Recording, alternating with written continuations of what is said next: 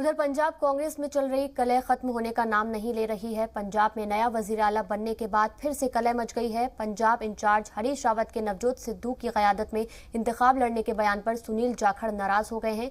देखिए 1 मिनट में पूरी खबर। पंजाब में नए वजीर आला बनने के साथ कांग्रेस में फिर कलह मच गई है। पार्टी के पंजाब इंचार्ज हरीश रावत के नवजोत सिंह सिद्धू की क़यादत में इंतखाब लड़ने के बयान पर सुनील जाखड़ नाराज हो गए हैं।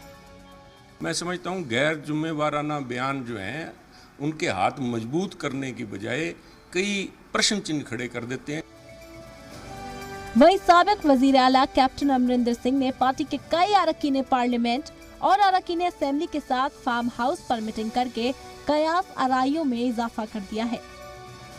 अमरिंदर से मिलने वाले खास लीडरान में प्रताप सिंह बाजवा, विजेंद्र सिंगला, फतेह सिंह बाजवा, राणा गुरमीत सिंह, साधु सिंह धर्मसोत और संतोष चौधरी शामिल हैं।